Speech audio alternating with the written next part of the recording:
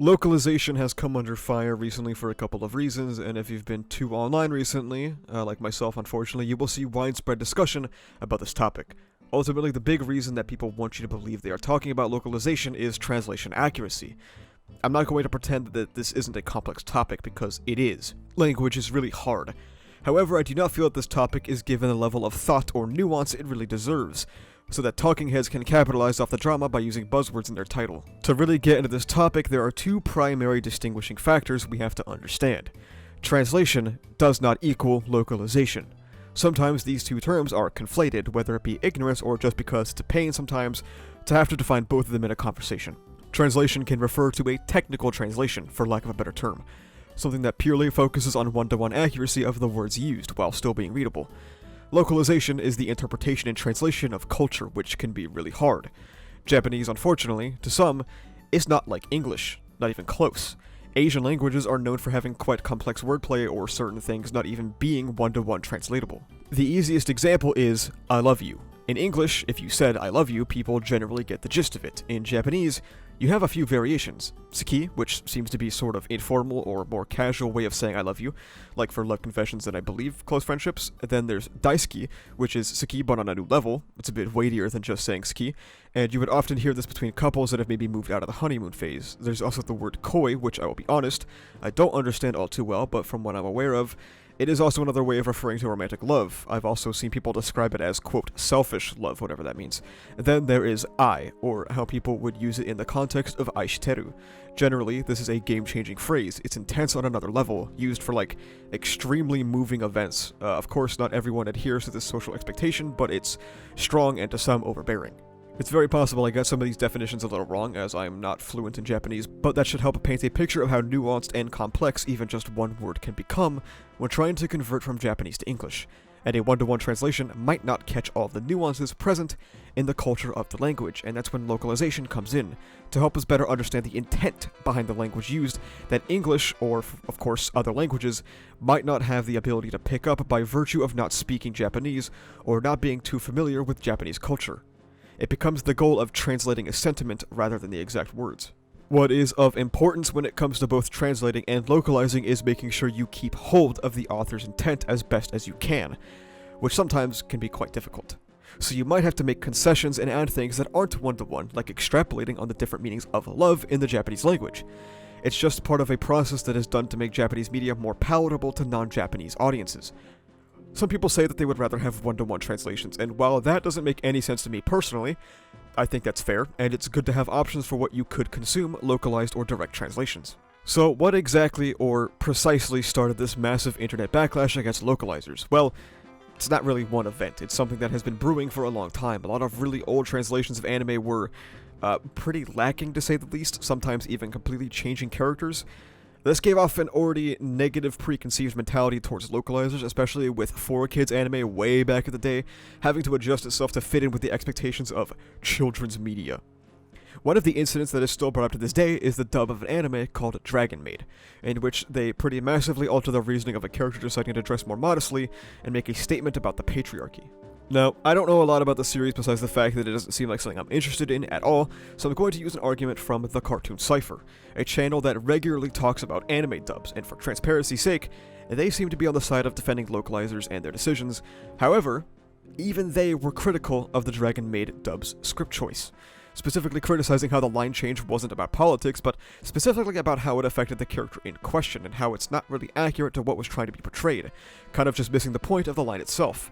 The link to their video will be in the description. Now, the issue here arises when people are being critical of it due to, quote, agenda pushing. I have to reiterate, localizing text from a different language isn't as simple as copy and pasting. It sometimes comes with the issue of having to make it understandable to entirely different cultures. Cultural Equivalence, Its Effectiveness, and Complications is a paper written by Yumi Higashino. They reference a novel where a local village doctor makes his first house call to the mother of the main character. Shirotabi is mentioned in order to describe what the doctor is wearing, and the family the doctor is visiting used to belong to kazoku, a privileged family or the Japanese aristocrat, and that is why they were described as wearing shirotabi, or formal attire, something that would likely be translated to white socks. However, white socks are something that are seen as more casual, at least in Western spaces. So instead of going for something that is one-to-one with the text, the translator opted to instead translate it to something more functionally equivalent to what was being conveyed, becoming white gloves instead of white socks. Higashino argues that the associated image from Shirotabi has been conveyed from its cultural substitution. It also brings up how chikatabi, or rubber-soled split-toe socks, were translated to sneakers to be described as surprisingly comfortable. The paper references that cultural equivalence can give the reader a concept with which she or he can identify, something familiar and appealing and likely to have a similar impact on the target reader. The difficulties arise in that shirotabi can have other connotations in Japanese, such as feminine and gentle, worn especially by such particular professions as artists and doctors. Jikatabi are especially involved in the protagonist's memory of the war, and more importantly, it is a symbol of disgrace and misery, as she was a daughter of a wealthy family who didn't have to wear them. Again, I reiterate, localizing Japanese to English is really hard, and to some extent also requires a level of creative writing. So, with this information in mind, we have to critically think about the claim that there are localizers out there trying to push an agenda. Another series that sparked a lot of controversy is the series The Dangers in My Heart, and it seems there is a scene in which the protagonist talks to a model and he begins to explain something about fashion to a pro model, and he goes, "What, did I just start mansplaining fashion to a literal pro model?" Now, I'm not super familiar with the series, I definitely don't treat it like any other series on this channel, and to be honest, haven't even finished season 1, but this scene was very clearly obvious that in this episode, he is overthinking literally everything he is doing with this girl. It was even to the extent where he felt he had to be the one further down the stairs or the escalator than her, because that is what is expected of men. Ironically, nobody says that the anime was pushing an agenda here for gender roles, but I digress. The point here is that technically neither of them are pushing an agenda. With the context of this character excessively overthinking every step of his time spent with this girl, and being clearly pretty aware of gender norms, I think it would make sense for him to also be hyper-aware of a concept like mansplaining, but also, the narrative doesn't actually impugn him for his actions. It's just him overthinking and feeling like he crossed a boundary when giving his opinion on something that doesn't actually exist. The point is that he wasn't mansplaining or being condescending, he just pictured himself as being that, and kind of freaked out about it. It was entirely about his own insecurities in this interaction, and now, I don't speak Japanese that well at all, so I am not a professional on the actual Japanese used in this scene. So, I went ahead and reached out to multiple professional translators who do this for a living. Only one responded to me, and they asked to not be named because they are quite familiar with the level of harassment that comes with localization drama. I gave them the context, the Japanese, the controversy, and asked for their interpretation. Quote, "I get the impression the original line was meant to make the audience laugh, and the English translation tried to recreate that with a mansplaining joke. Of course, tricky thing about humor is that not everyone has the same tastes, so I can see how it might not land with some people. So my impression wasn't that the translator was, quote, injecting their own agenda, which is just ridiculous, but trying to recreate a joke and a particular character type in the text to match the context of the original Japanese. I think translations are biased based on the translator's personal experience, but not in the nefarious way some people think. Translation choices are based on wide-ranging factors, and it's never, ever because the translator wants to upset people. Good translation all boils down to understanding the characters and context. It's about conveying the subtext more than just words. And in a language like Japanese where the subject is often implied, and noun/verb combinations can hint at certain things, and character tropes are vastly different from the West, there can be a lot of subtext." End quote. So a professional translator, with admittedly not the full context of the series, seems to at least partially agree with the logic behind the translation, and as we touched on for the first bit of this video, localizing for cultural understanding is really hard with a lot of nuances of Japanese culture and language that English isn't really capable of grasping in the subtitle of an anime, or the text of a manga, or a quick dub script. With this information, do we assume that all translators that use words people don't like are working together to push a woke agenda, or did they just, worst case, mess up? And perhaps this conversation is quite a bit more difficult than some very uneducated people on YouTube make it out to be. It could be a mistake in the translation, a misunderstanding of the context, perhaps some text limits, the time allocated to the translation, or even funding issues. There are a myriad of other issues going into this nuanced topic. I hesitate to resort to just saying, oh, it's an agenda.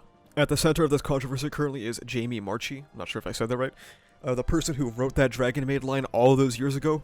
Notably, she is not a translator or localizer, but the dub scriptwriter, someone responsible for trying to take that translation, make it fit the mouth flaps, and make it sound more natural to English speakers. Of course, you can still criticize the dub scripts, however, Jamie Marchi did not personally translate that script, and likely also missed the point of the character as mentioned prior. In response, all of her tweets are flooded with posts like, quote, If only wearing wrestling shirts raised someone's creative genius and gave them the ability to not ruin dubs with woke localizations. Or, you have a husband? Holy shit, I feel so bad for that dude. Or, you don't have a man. That's just a cuckold, because no real man could stand a parody of a woman. You are a mentally ill feminist who manifests symptoms of psychological disorder and denial. Your place is in a mental hospital. Or, your husband must be so happy that his husband bought him WWE shirts. I bet it makes him feel manlier when you rail him in the ass with your cock, right? I just don't understand why you dress like a woman. Own being a man. It's okay to have a penis. A lot of accusations of agenda pushing or woke translators, both of these translations referenced, and more, being accused of being woke, and it leaves us with a question if we're going to continue this discussion. What even is woke? The answer you get will change depending on who you ask, and usually quite broadly. Some will say that titans of the anime industry like Miyazaki are woke conservatives for not sexualizing his characters, just for another person to just as easily turn around and say, actually, he isn't woke at all. Some will cry online about how Gundam became woke because of diversity even though it's had LGBT characters since its inception. But simultaneously, One Piece somehow isn't woke. And Sailor Moon was actually never anything political. Let's just disregard, some of these apparently woke comments. The concept of wokeness seems pretty nebulous and intentionally ill-defined, so that it can be retroactively applied to literally anything that has any political messaging you may not like, as long as you actually even notice the political messaging to begin with. There is a big push to keep out the westernification of anime, to keep Western politics out of fiction, things like LGBT representation, reining in the objectification of women, women's rights, or other things deemed culturally progressive, such as the two previous lines people took issue with in translation.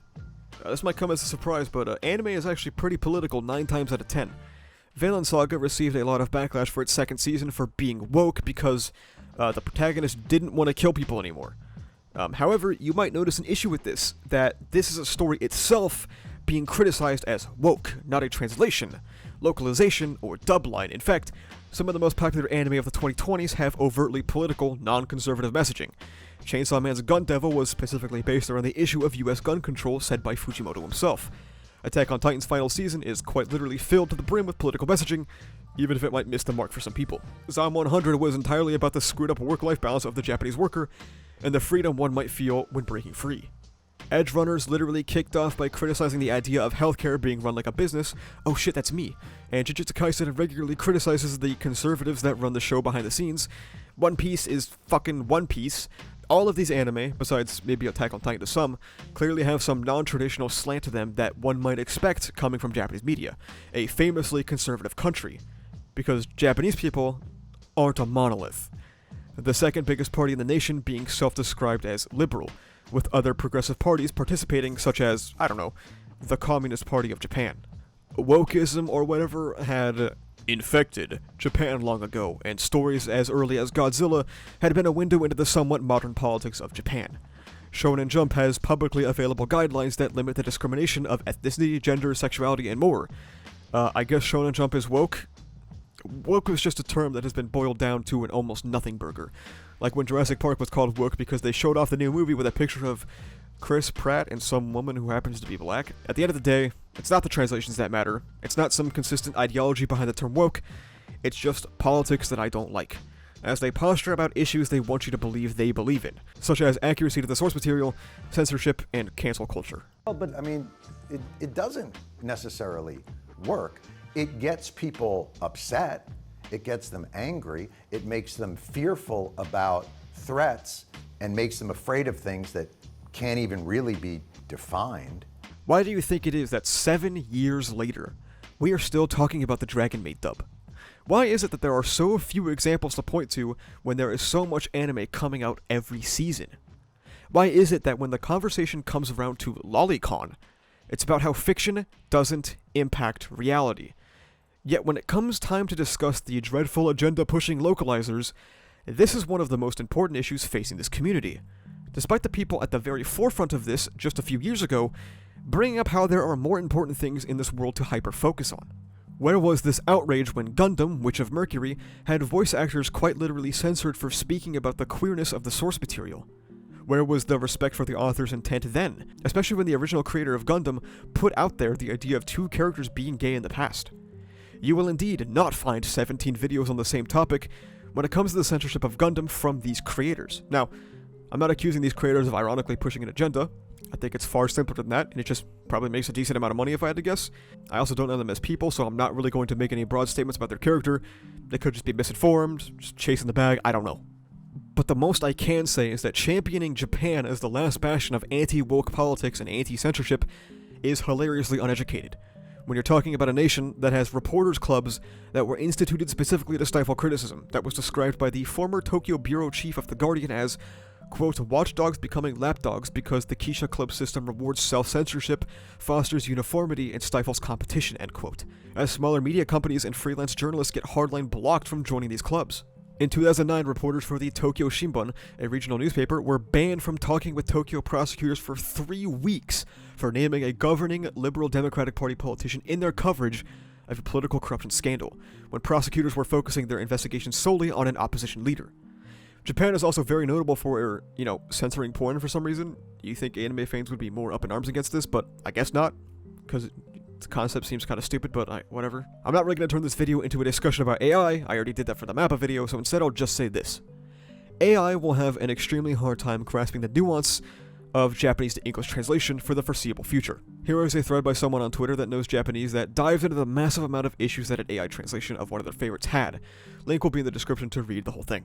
As it stands now, AI translation will translate things literally, missing the cultural meanings of some of these words, like we discussed earlier.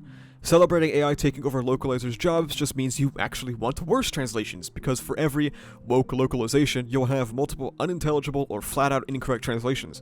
Not to mention that at the end of the day, AI cannot exist without humans. At some point, someone has to feed in the data set that the AI will use, and that human is subject to their own biases, potentially just leading to a woke AI, like how Twitter turned on Grok, and conservative Twitter immediately shit their pants because it went woke, despite being held by Elon Musk, notably not woke. So, this has been talking about a lot of different subjects. How do we wrap this up? Localization is hard. It requires an intimate knowledge of culture and language, and is pretty easy to fuck up, and directly translating things isn't as simple as it seems, as you get robotic or hard to understand translations. Progressive politics have always existed in Japan, it's stupid to think otherwise, and you aren't doing anything by protecting them from wokeness. And a lot of these anime that are wildly popular are already showing signs of what some people would consider to be woke. Japan is not the last bastion of free speech, and it has its own issues with freedom of press and expression, and AI isn't going to fix this complex human issue. People get online and make videos about this outrage because people are going to watch it and it's going to make money. I am no exception. This is a hot topic. That is the only reason why I researched this, reached out to professionals, and talked about it. Don't let your research on something as complex as language stop at a single YouTube video by somebody with no credentials. Do your own research, take in other perspectives, form your own opinion, talk to professionals. It's not that hard, actually. You can easily reach out to a lot of people. At the end of the day, criticizing these localizations is fine, and I don't think that's the root issue. Blowing it up into a huge political issue and harassing people isn't great, though, even if sometimes it seems like that person is kind of digging themselves into a hole. Thank you so much for watching. If you like this video, please remember to like, comment, and subscribe for the funny YouTube algorithm. You can also become a YouTube member, which gives you access to behind-the-scenes content, a badge on comments and livestream chats, as well as the use of emotes and videos before their actual release. You can also check the description for socials like Twitter, where I'm objectively correct all the time, and Discord, where we talk about ReZero, My Hero Academia, Jujutsu Kaisen, and stuff like that. That's about it, though. Thank you for watching. See ya.